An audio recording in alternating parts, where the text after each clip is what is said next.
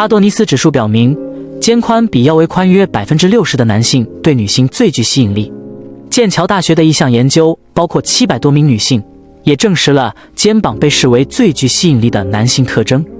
这可能与拥有较宽肩膀会使你更具 V 型外观有关，这给人一种力量、良好健康和较低体脂肪百分比的印象。无论你穿着背心、普通 T 恤还是不穿衣服，多个文化背景的女性都反复选择1比1.6的腰肩比作为最具吸引力的比例。接下来，我将告诉你在接下来的30天内获得更大、更宽肩膀的8个关键步骤。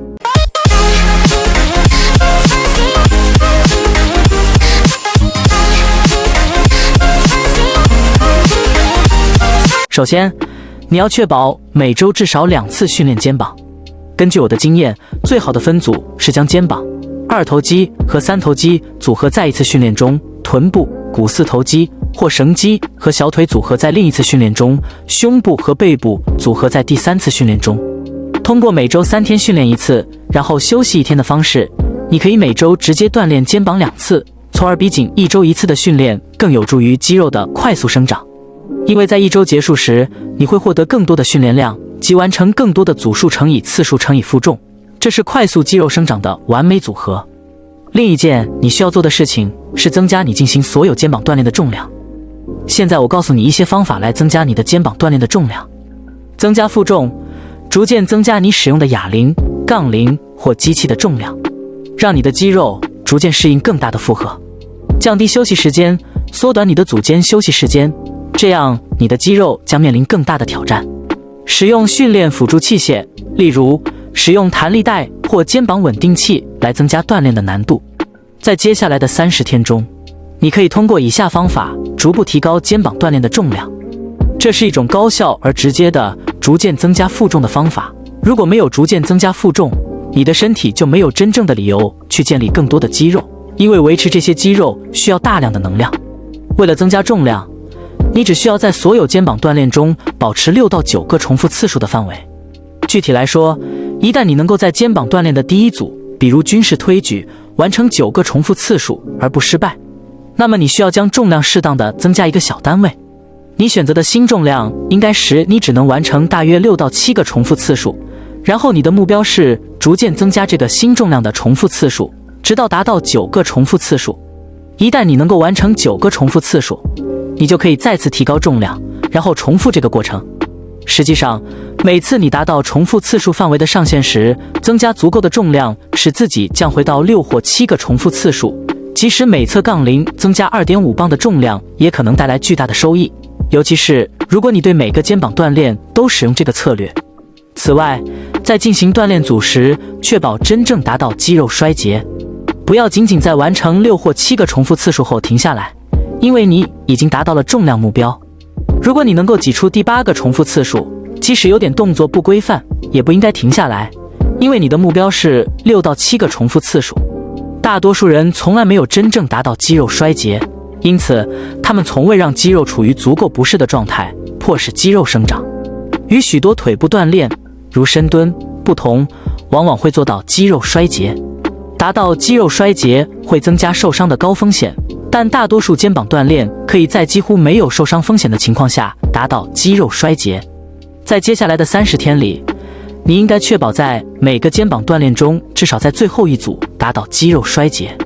也就是说，如果你进行了3组军事推举，接着3组侧平举，然后3组面拉，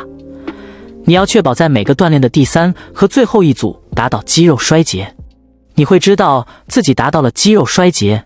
因为你实际上无法再完成更多的完整重复。挤出最后1到2个不太规范的重复次数，真正达到完全肌肉衰竭。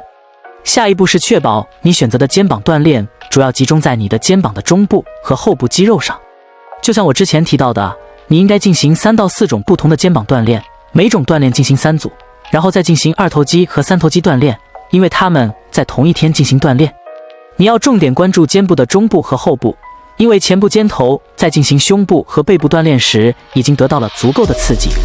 其他锻炼如哑铃卧推和杠铃卧推也会更容易刺激肩部的前部肌肉，而对其他2个部位的影响较小。另外，如果你想让肩膀看起来更宽，中部和后部肌肉将带来最佳效果。因为你的前部肩头在进行卧推和哑铃推举时已经得到了足够的刺激，其他锻炼，比如二头肌弯举，也更有可能刺激肩膀的前部肌群，而对其他2个部位的影响较小。另外，如果你想让肩膀看起来更宽，侧部和后部肌群会给你最佳效果。因此，像阿诺德推举、弯臂侧平举、普通侧平举、背后拉绳平举、哑铃反飞鸟和拉力器反飞鸟等锻炼都非常好。选择其中3到4种锻炼，将它们安排在你的第1个肩膀锻炼日中，然后再进行3到4种锻炼。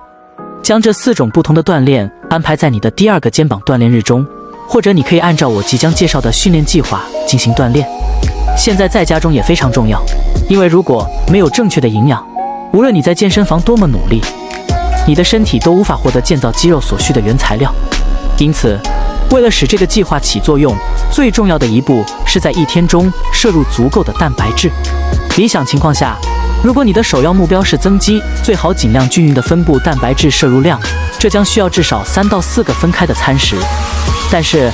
即使你每天只吃2餐，你每天摄入至少 0.7 克蛋白质磅体重是非常重要的。如果没有获得足够的蛋白质供应，你的身体将无法保持正蛋白质平衡，这将非常困难地增加肌肉，除非你是完全的初学者。除此之外，除非你是初学者，否则你还需要保持卡路里盈余来刺激肌肉生长。再次强调，增肌需要大量能量，因此，除非你的身体在卡路里盈余的形式下有充足的能量储备，否则你将难以在肩膀上增加肌肉。幸运的是，在满足每磅体重 0.7 克蛋白质的需求后，其余的卡路里可以用于脂肪和碳水化合物，以达到卡路里盈余的目标。尽管你可以用垃圾食品填满这些脂肪和碳水化合物的摄入量，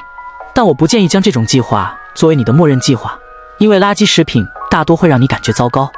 在你的训练前食用一些甜薯、糙米或燕麦，可能会比在训练前吃一碗幸运麦片更有助于你发挥接近最大潜力的水平。所以，尽量选择摄入富含健康蛋白质、碳水化合物和脂肪的真正全食物和餐食，来满足卡路里盈余的需求。同时，请记住，你不需要过多的卡路里盈余，只需要在维持摄入量上增加200到300卡路里，就足够让你增加肌肉，而同时尽量减少脂肪增长。下一步是补充剂。由于你专注于增肌肩膀，我建议你在接下来的30天里补充肌酸。当然，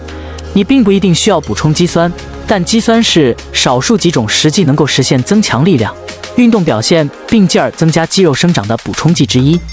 补充肌酸很可能帮助你在重量负荷更重的情况下挤出1-2个额外的重复次数，这与逐渐增加肩膀锻炼中的重量负荷的目标相一致。关于肌酸的详细内容就不展开了，你可以简单的购买一瓶普通的廉价肌酸单水合物，每天摄入5克或约1茶匙肌酸，最好是在训练后直接摄入，因为研究表明这样效果最好。现在最后一件事是，如果你已经比较高级，你可以在每个锻炼的最后一组进行高重复次数降重组。在每个锻炼的第3组失败后，你会拿起一个较轻的重量，可以完成12到20次重复，然后在失败前尽可能多地完成重复次数。如果你是初学者，你可能不需要这么多的肩膀锻炼量，但是如果你已经比较高级，这个方法可能对你有帮助。一些更厉害的人可以通过在每个锻炼结束时进行高重复次数降重组来获益。现在你应该在屏幕上看到这个30天增宽肩膀的锻炼计划的示例。你可以看到每个锻炼都与最后一组的降重组配对。如果你愿意，你可以增加第4个肩膀锻炼，但由于你在同一天还会锻炼2头肌和3头肌，我不建议为肩膀做太多的锻炼。现在，如果你按照我刚刚介绍的步骤，并且真正努力增加重量，达到失败，并在家中坚持，在厨房里努力，我保证你会在30天内增加大量肩膀肌肉，并改善整体臂部的尺寸。之后，唯一要做的就是保持一致，更换一些锻炼，并继续按照增加重量和逐渐增长肌肉的过程进行下去。这就是全部。我真诚希望你们尝试这个30天或更长时间的锻炼计划。如果你尝试了，请在下方评论中分享你的成果。如果你喜欢这个视频，并感觉从中学到了一些新东西，请确保订阅我的频道。我们下个视频再见。